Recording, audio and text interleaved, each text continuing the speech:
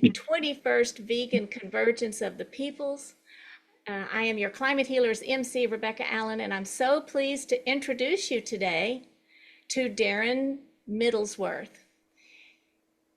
He does plant-based dog food, a healthy alternative for pups and the planet. Darren Middlesworth and his mother, Linda Middlesworth, founded VDog. He's also he's an online fitness coach with a focus on vegan nutrition for athletic performance. He works with a broad variety of clients. He's certified in plant-based nutrition, exercise physiology, and flexibility. And we're very grateful that he's here today. Please help me welcome Darren Middlesworth. Thank you very much. Uh-oh. Oh, am I there? Yes, you are. Welcome. Okay. Thank you, Rebecca. I appreciate that kind introduction.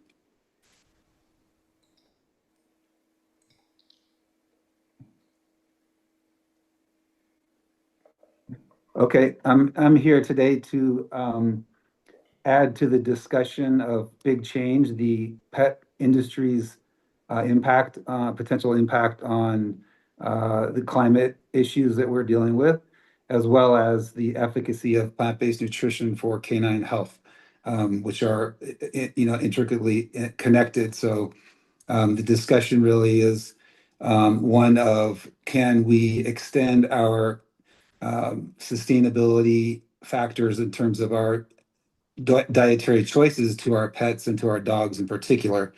So we've been doing this for 20 years now, since 2005, and have really come a long way in terms of the innovation and the formulations that we have come up with on the plant-based pet food side. And we're happy to also have some emerging science on our products. Largely, the information has been anecdotal over the years and through just experience and what we've witnessed with dogs adopting to plant-based diets. So we are excited to now have some research to corroborate the evidence that we've already sort of acquired and witnessed over the years. And it's also really nice to see that there's going to be some future studies on plant-based nutrition, not only with VDog and VPlanet, but also globally with several folks around the world that are studying the efficacy of plant-based nutrition for canine health. So it's a very exciting time. We like to position plant-based nutrition for dogs as an alternative option, not necessarily to suggest that all dogs will do better on one diet versus another diet, but we have witnessed some really great changes in most dogs that adopt a plant-based diet. So it's in terms of allergies, in terms of inflammatory markers and other potential diseases that can be caused by inflammation primarily. So again, we're excited to be here and continue to innovate and develop new plant-based alternatives for our dogs.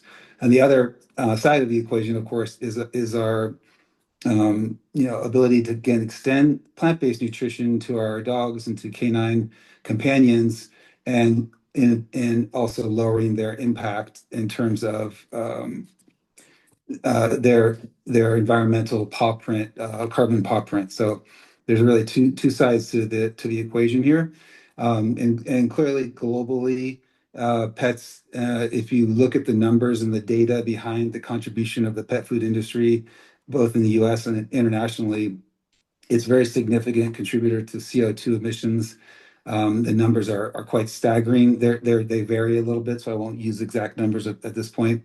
But the research is coming in, and there's a lot of epidemiological studies going on in terms of the impact of pet food on the environmental piece of it. So whether sustainable pet food is a real thing, and the trend towards the humanization and higher grade meats and other products going into pet food industry is going to continue to increase that impact, that negative impact on the environment. So really getting the word out and the education distributed globally about plant-based nutrition for canine health as a viable option is really our bigger mission. So I'd like to go ahead and, if we could, play our recent documentary. It's a 7-minute documentary on the efficacy of plant-based nutrition, which focused on a study done on the VDOG product.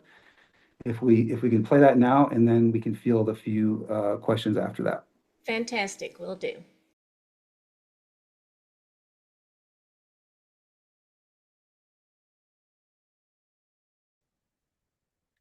Okay, thank you for showing. We are very grateful as a team and family to have had the opportunity to present this research and to be involved in the research.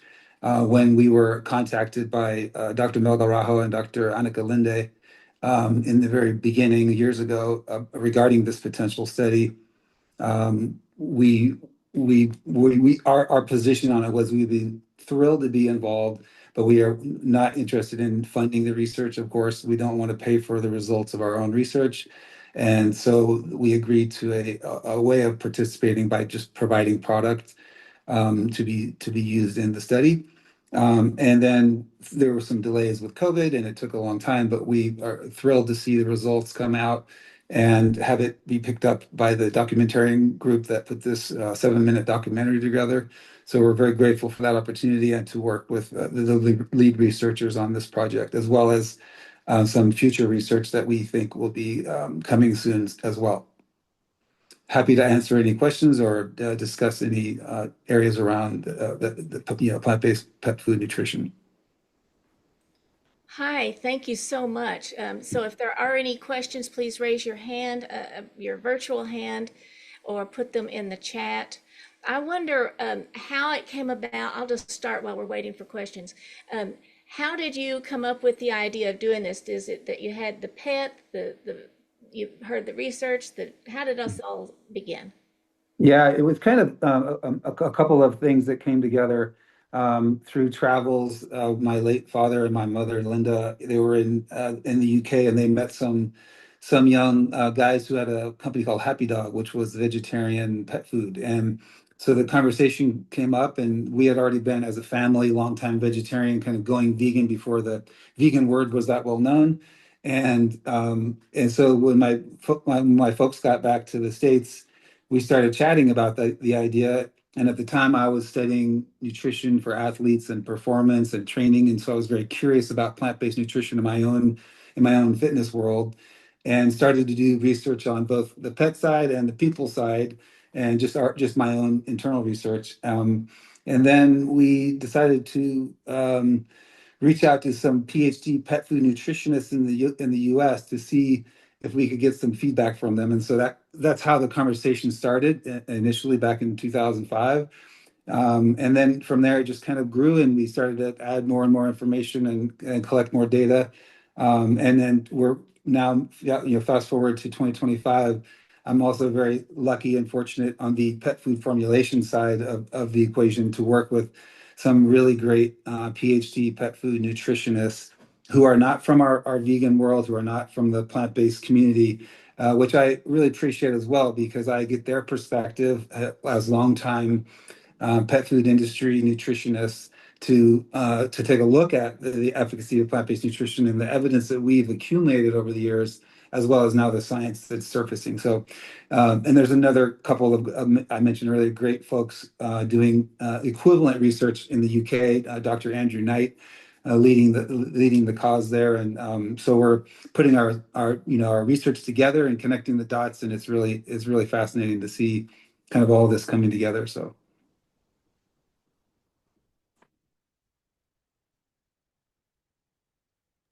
You're Oops, I think muted. you're on. Oh, there. Yep. Oh, for those of you who have questions and your hands are raised, your video needs to be on, please. And also, if you have questions and you want to put them in the chat, put them in the question chat. Somebody will be coming on for those. Okay, so I see that Gabrielle's video is on, and so we'll add you to the spotlight. And next person, put your video on, Dolly, when you can. Okay, go ahead, Gabrielle. Okay, yeah, okay. Michael asks, can you expand on what has been observed in science or anecdotally, what you've heard around plant-based diets or certain classes of food helping to alleviate specific pet health challenges beyond the allergies, itching, overweight elements? And then he has a follow-up question. Would you mind repeating the question? Just it's kind of a long question. Can you expand on what has been observed in science or anecdotally, what you've heard around plant-based diets or certain classes of food helping to alleviate specific pet health challenges beyond allergies, itching, overweight, and things like that? Yeah, I mean, over the years, we've witnessed several areas of improvement, primarily though around inflammatory markers and allergy-based ailments. So it's a little bit of a difficult question to completely ask because there's a wide variety of anecdotal issues and concerns that dogs have had that we've had switching to a plant-based diet that haven't seen improvements on. But again, most of them, if not all of them, are related to inflammation and inflammatory markers. So it's a pretty broad spectrum of improvements that we see, and I think that's kind of what the researchers were really excited to see, that over 3,000 biomarkers, and those biomarkers range from all kinds of dietary and microbiome and digestion and other areas of pet food nutrition, to see improvements across the board. They were quite shocked really to see 100% improvement in terms of each of those individual biomarkers. And so it's a pretty broad question. So I'd probably better leave it at that in terms of my answer. Are there any breeds of dogs or have you seen many dogs that do not want to eat plant-based food? That's an interesting question in terms of the palatability we use in terms of acceptance, which is the sort of the pet food industry terminology around whether dogs will enjoy or eat or consume a product. And in terms of acceptance and palatability, we see very high acceptability in terms of dogs enjoying the product, even side by side with their previous meat-based products or other products that they might be consuming. So, but again, dogs are individuals like all of us, and not all dogs will take to it. So, we do also emphasize that if you have something that's working for your dog and your dog's in tip-top health, that it's important to keep your dog healthy. Maybe they're only eating plant-based a couple of days a week or some meals. And we also emphasize and encourage our VDog and VPlanet customers to make fresh foods and incorporate fresh fruits and vegetables and other fresh plant-based foods into their regular diet for the variety.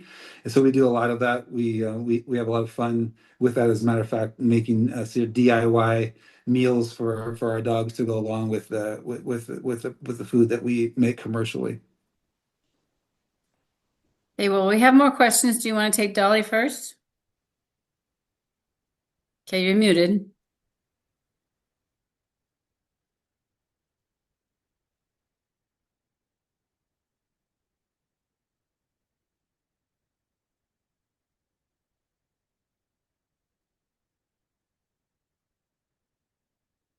Can you hear me? Yeah. Oh, hello. I So more than a question, I just want to say thank you, because we've been using VDog for years and years. My golden retriever had it, and my golden retriever with the mix right now is having it. Hasn't been to a vet. He's 6 years old. And what I do is make a homemade stew, and put some basmati rice and the VDog, and amazing. he loves it. He loves it. And even when I pet sit, I pet sit a German Shepherd, and she takes it. It's like, it's wonderful. So I just want to give a testimonial that Thank you. he does not see the vet.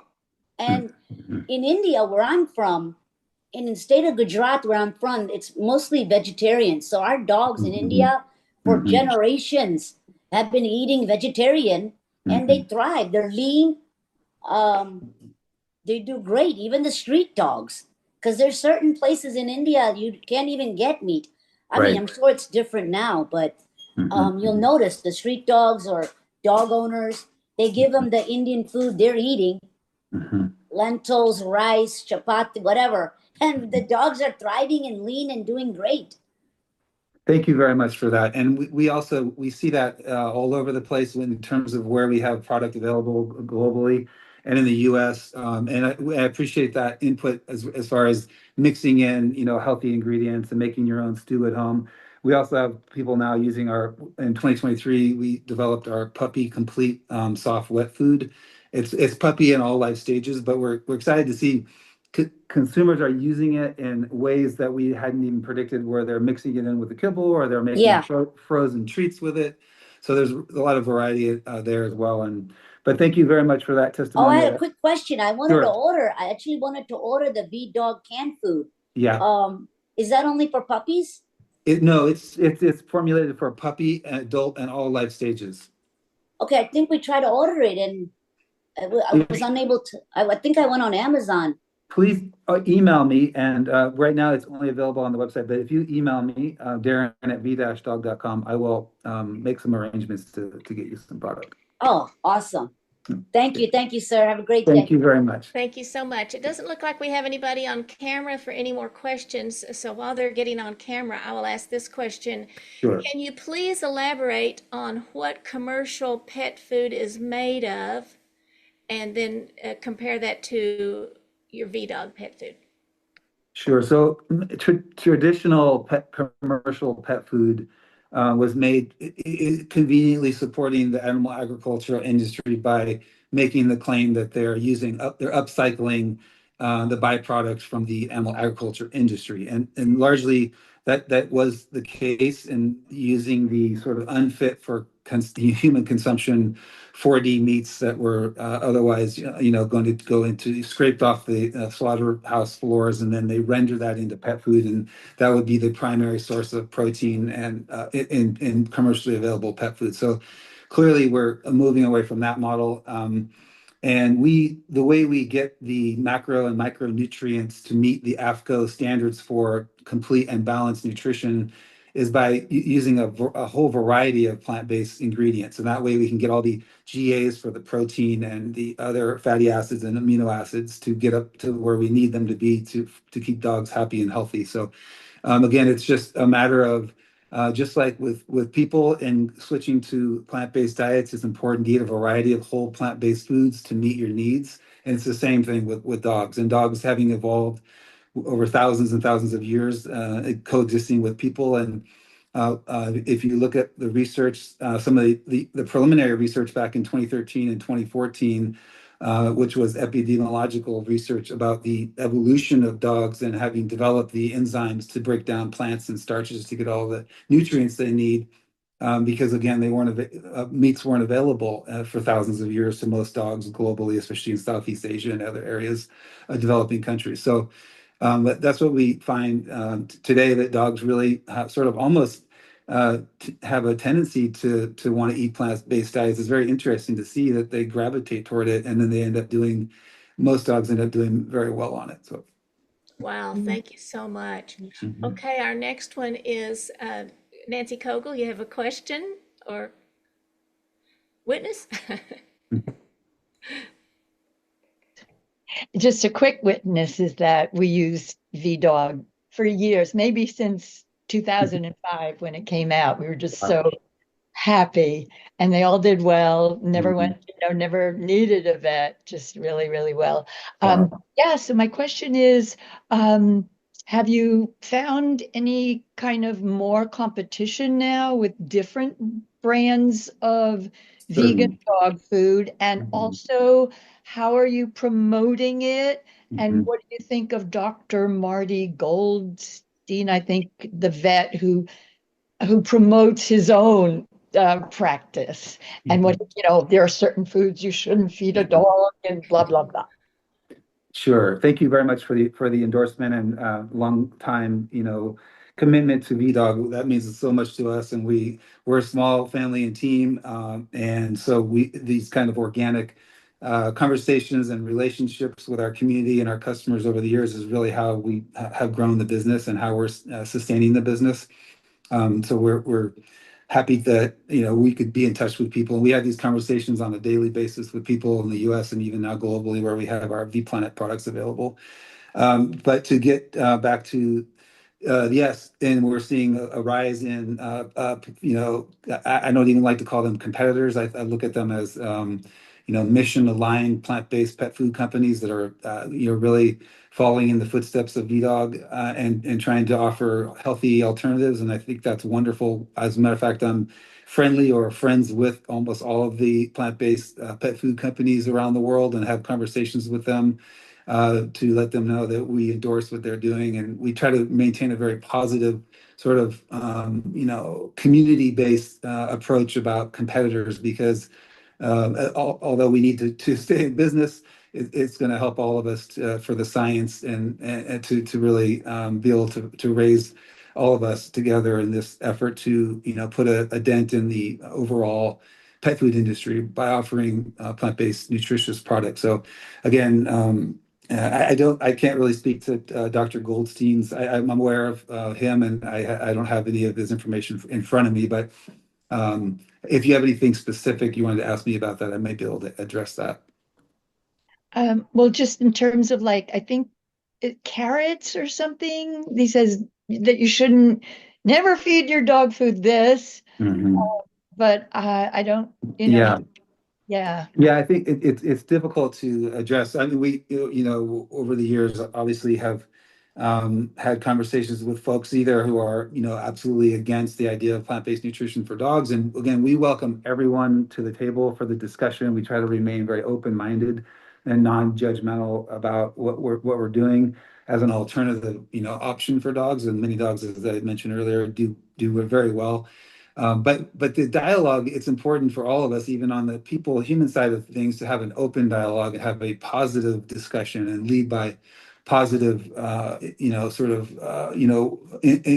trying to really pique curiosity is the way I like to describe it in the discussion, so that we don't push people out and away from what we're doing, but we bring them in, and especially people who don't, have the understanding, even plant-based folks who don't understand that there's an option for for plant-based nutrition for their pets. So I know I didn't really address that, Dr. Goldstein's. Happy to take that offline though. If you want to email me, would be more than willing to set up a call and kind of get into the details about whether carrots are good for dogs or not, or any of the other sort of things that come up over the years. Thank you. They love tempeh and broccoli. Yeah, absolutely. We love tempeh with our dogs and with ourselves as well. Thank you again so much. Yeah, thank you, Nancy. And that reminds me of that. I was treating a sick dog from the vet, and she said, "Be sure and feed him chicken."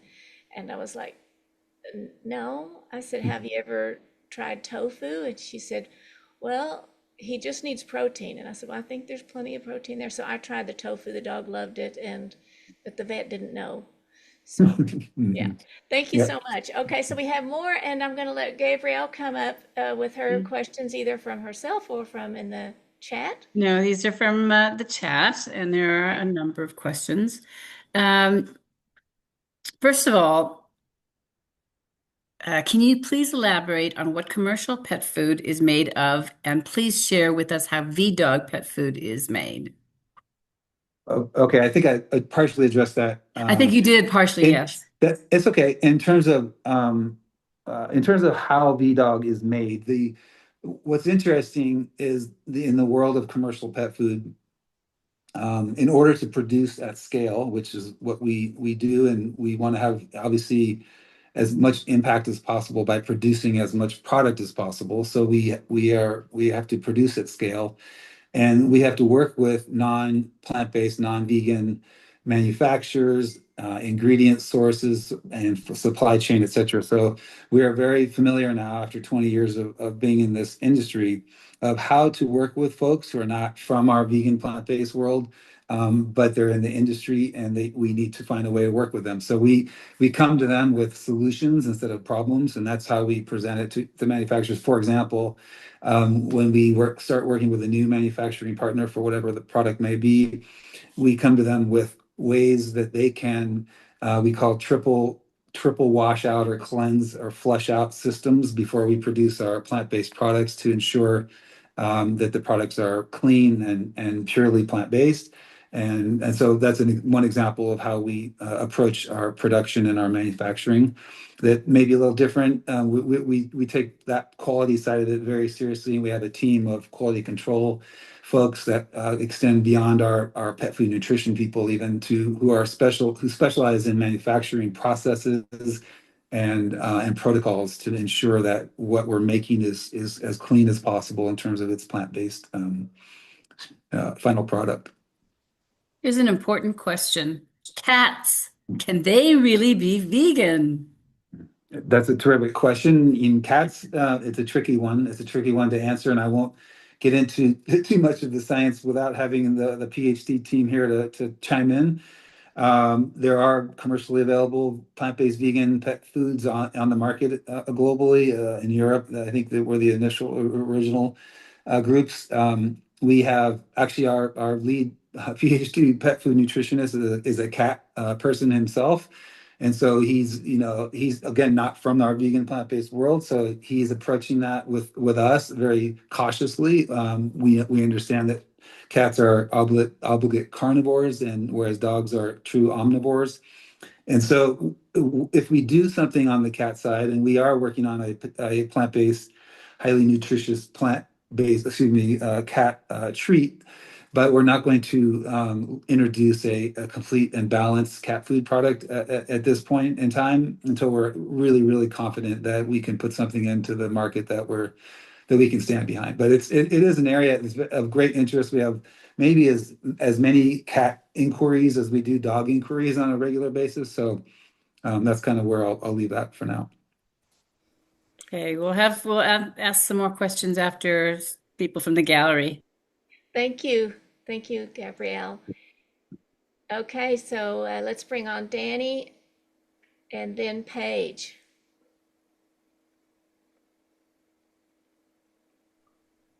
Sorry for that. Thank you, Darren, for your presentation. I have cats, and they've been on vegan food for a while, and they went off for a while because it was like a consumption frenzy on the food, and there were no substitutes, and people were kind of stranded without a choice. Mm-hmm. And then new things came to the market, and I have them back on vegan cat food.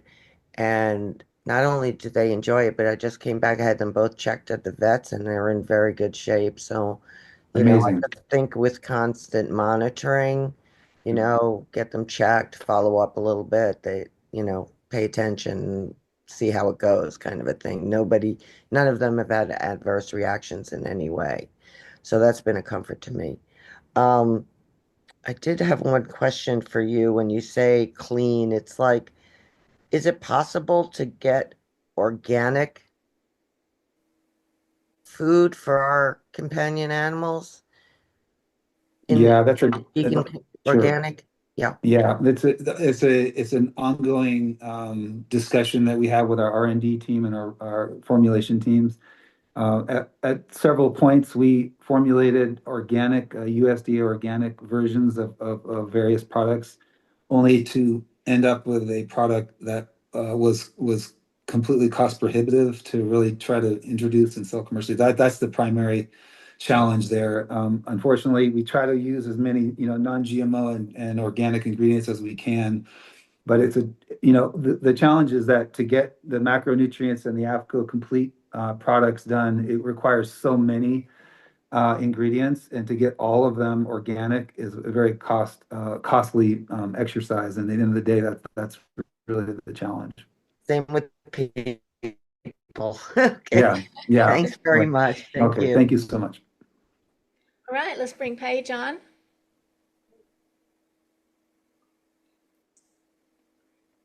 Hi, Paige.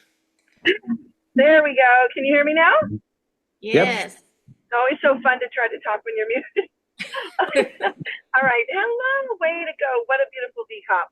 Hi, Darren. Nice to meet you. I've known your mother for years. Hi, Paige. I'm so excited. Hi.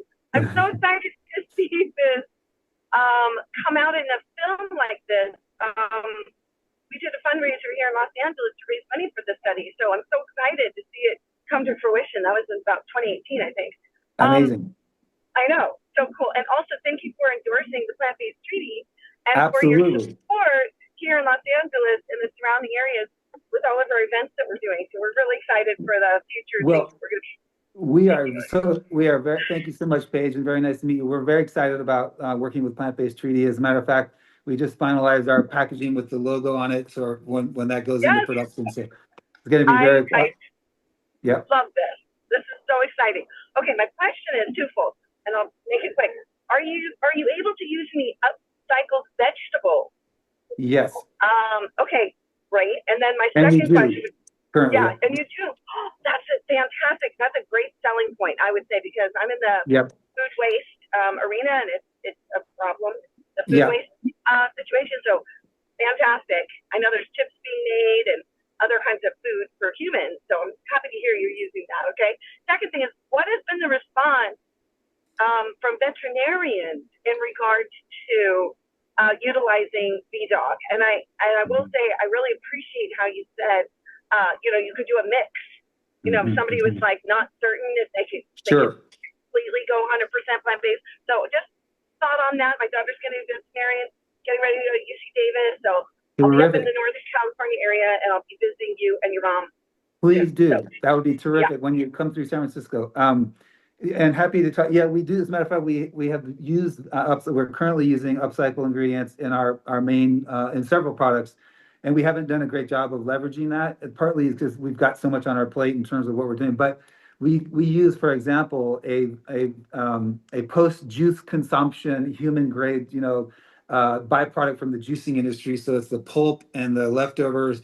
That otherwise goes into food waste. So we bring that in, and then we clean it, dry it, and then it goes into our food product. So we need to do that's on our plate to bring that more to center in terms of what we're doing with it, as well as some interesting discussions going on right now with various upcycled ingredients from the brewing industry to you name it, food industry stuff that we can bring into the pet category. So we're excited about that.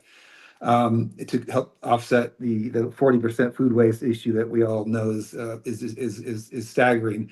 On the vet discussion side of things, we work closely over the years with several affiliate veterinarians who help us with this discussion. But as an interesting side note, through our doctor, PhD pet food nutrition teams, who are again not from our vegan plant-based world, they are, we've forged some really strong relationships with the veterinarian community as well as the vet dermatology community and those channels.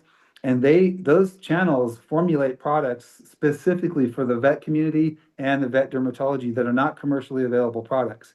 And what they're telling us behind the scenes is they're looking for plant-based because they're seeing the reduction in inflammatory markers. They're seeing the improvements in various health issues. So they're not about to go out and endorse vegan per se because it's so polarizing for them as a veterinarian community, but they're behind the scenes letting us know that, hey, we'd love to have more VDOG products developed. And so we're looking at potentially, this is kind of proprietary information, but piggybacking off their supply chain and their manufacturing opportunities to help veganize some of the things they're currently doing and really kind of work with those vet channels and vet dermatology channels. So really excited to see that happening in 2025.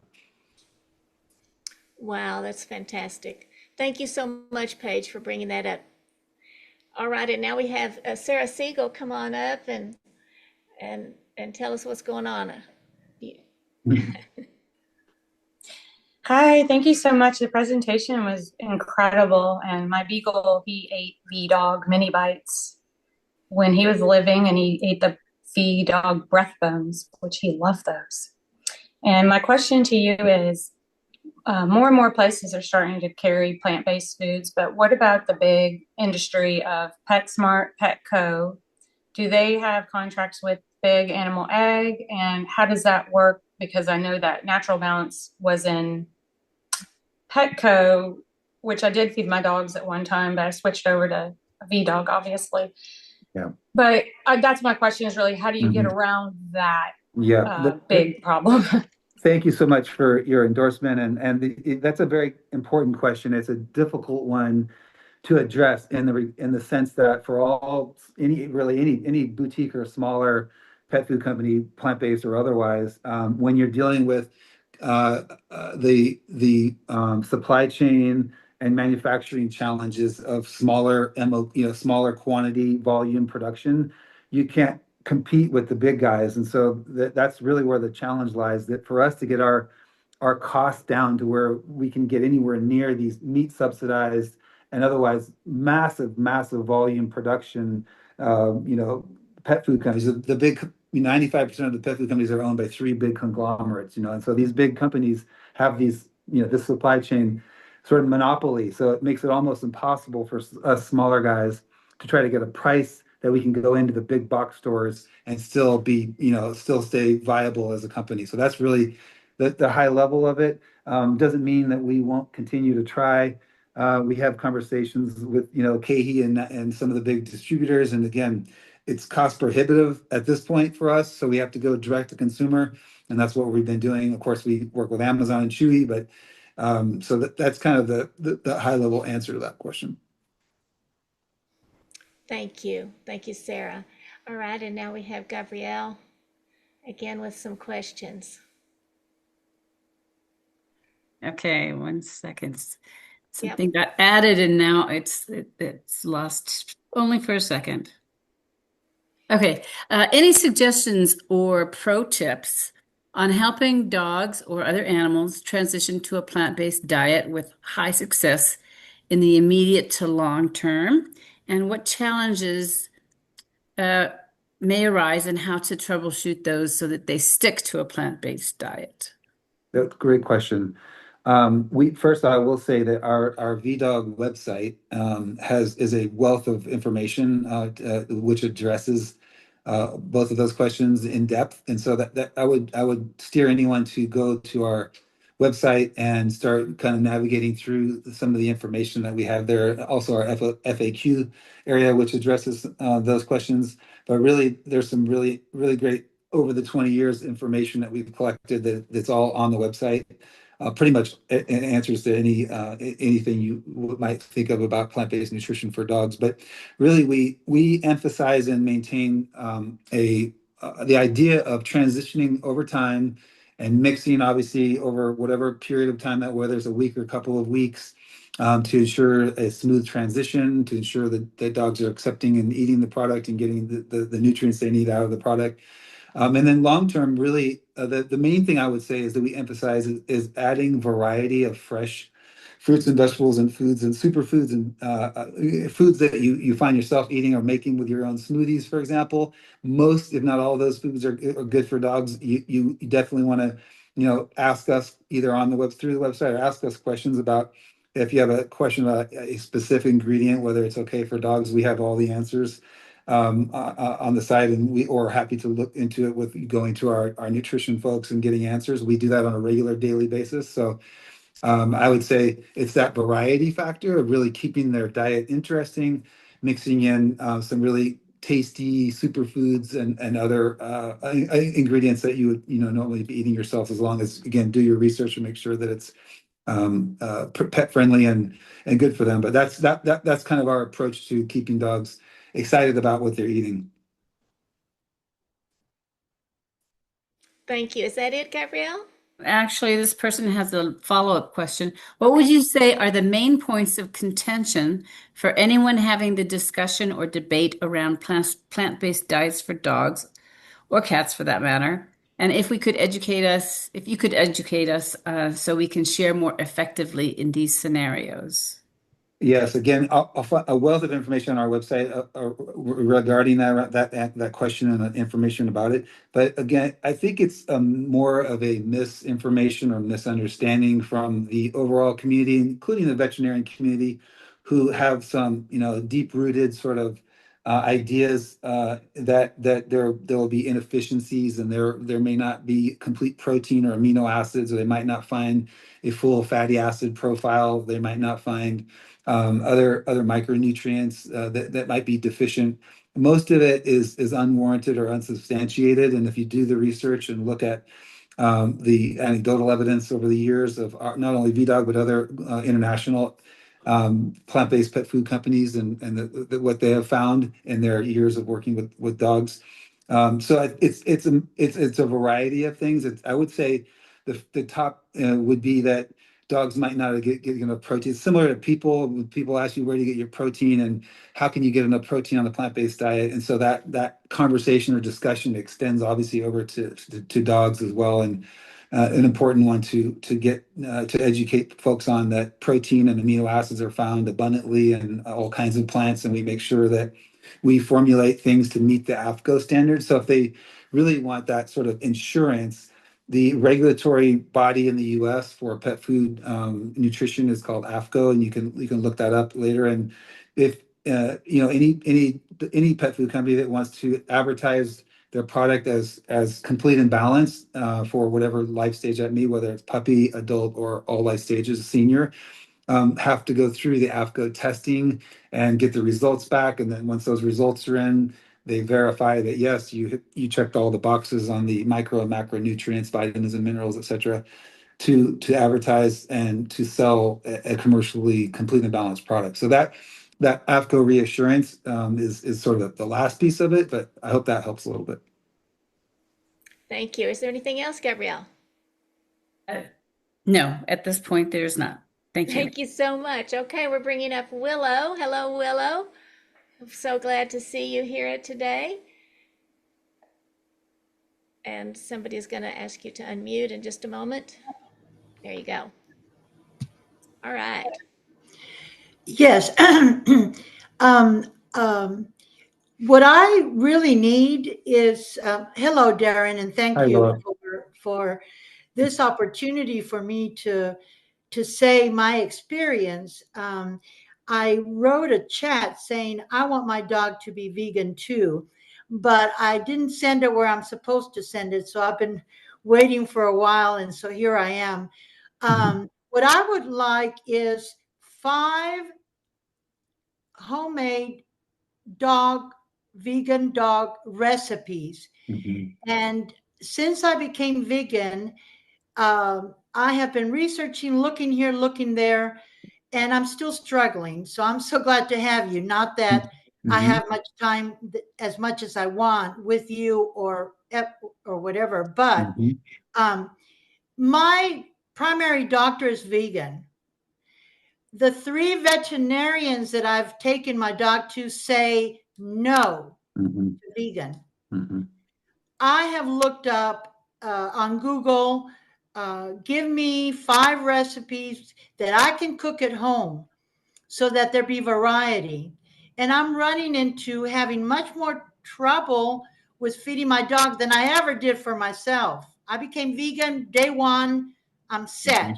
Because I rely on wonderful, delicious food for humans. But I've heard every word you said, but I want to just come from my angle and say, and the VDog website doesn't have that. I've looked at hundreds of online locations, and they all go back to providing me commercial.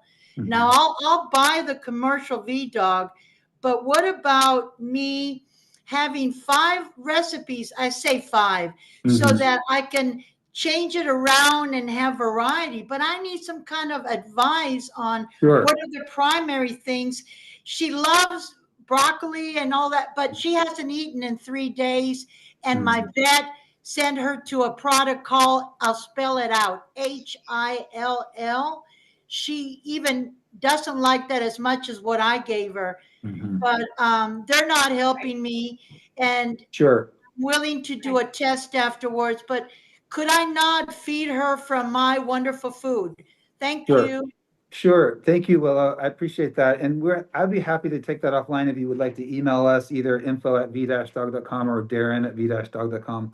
And happy to, we could put together, we have anecdotally, not all of us on the website, but we have, we can definitely help you put together 5 homemade meals that that you could easily also supplement. I would say the easiest way to supplement to ensure that they're meeting all the nutrient levels necessary would be to supplement with our wet, soft food, our puppy formulated food, not to encourage you to purchase our products, but to have a little bit of that to mix in with your DIY meals. Then you would have the insurance that all the nutrients would be there. But again, happy to, that's one of our favorite discussions, and we'll be the team would be happy to hop on a call with you and chat through and give you plenty of ideas.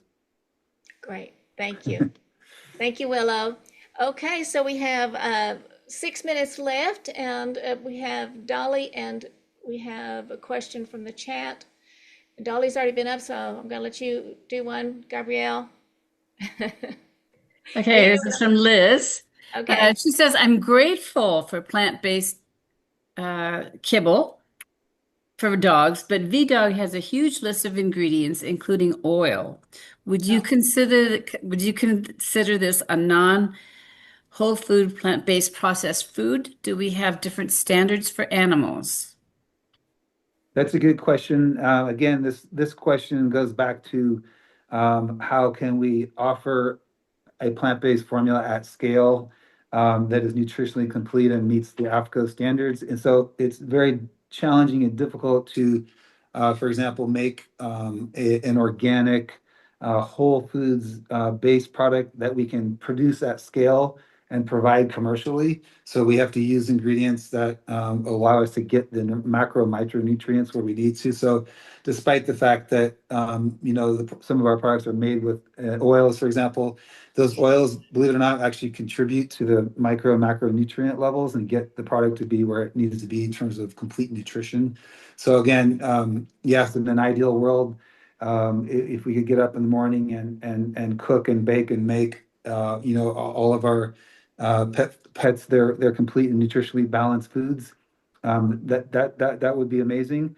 But in order to, again, to provide commercially available products, we have to formulate in ways that products can be produced and in the volumes that we need to be able to produce and put a dent in and offset, the big meat-based conglomerate companies that we're competing against. Thank you so much. Is that it, Gabrielle? Well, she just added real quickly here. Maybe we should discourage people from having cat companions because they are carnivores. But she says it makes her sad to see people force their veganism on omnivore and carnivore companions. Let's hope we have cell-based meat for animals soon. Okay. Sure. That's an open discussion. Lots to talk about cell-based meat, and I don't think we can get into it on this call, but I'll leave it at that. Right. And feeding cats and dogs healthy is the point. And we have time for one more question from Dolly. And I just want to say before, Dolly, you can bring on Dolly on up here, but I just want to say that I was so impressed with the research that you did and that you saw and that you got done on Netflix. The amount of land that is being used for growing foods for animals is amazing. That statistic there that showed that it would be a fifth country, for all of the foods that we're the animal foods that we're feeding. So I just want to say that was very impressive. And can people watch that on Netflix? Yes. Okay, look that up on Netflix. And what would they search under? Let's see, the title of it, plant-based nutrition. Oh gosh. Okay, let me see. Maybe I have it here. Oh, I don't have it right now either, but we'll get it to them. If you're in the newsletter with the climate healers, we'll put something out there. And did you say is that the link you sent me, Rebecca? Is that the link you sent me? No. Okay. So if you have a question, though, you said to write info@VDOG. Is that V-dog on the email? Actually, even better email would be support@v-dog.com. That's a better one to use. Okay, support@v-dog.com. Okay, v-dog.com, yeah, correct. v-dog.com. Okay, thank you for letting me get that in. Dolly, go ahead. Hi, actually, I hope Willow's still on. I wanted to share one recipe that I make for my dog, if I could, real quick. So basically, is that okay, Rebecca? Yes, yeah, go. Okay. Basically, I take potato, sweet potato, celery, carrot, and tomato puree, and I put my Indian turmeric. I put fresh turmeric. Turmeric's great for dogs because of inflammation, and a little bit of ginger, excellent also. And how do you say coriander powder. and I boil it. And the great thing is I'll make a big, big pot, and then you can just freeze them. So you're not, and I also think dogs, you know, just like us, they don't want to eat just plain kibble every day. It's boring. Or they want something warm sometimes. You know, I warm that stew with the rice and the kibble. And you can always give cauliflower. You can always, there's so many things that you can make. Lentils and rice with a little bit of turmeric and salt. These are really great recipes, and you can make it in bulk and freeze it. Wow, that's fantastic. Thank you so much, Dolly. Thank you. Thank you. And thank you, Darren. This has been fantastic. I'm very impressed and very pleased. I don't have a dog currently, and my dogs did eat partially vegan, partially not, and mostly vegan, but till they passed away at an old age. So thank you so much. Thank you, Rebecca, and thank you to the Climate Healers team and opportunity to present here. You guys are doing wonderful stuff, and we're happy to participate and contribute any way we can. Thank you. Thank you, Rebecca. Thanks, everybody.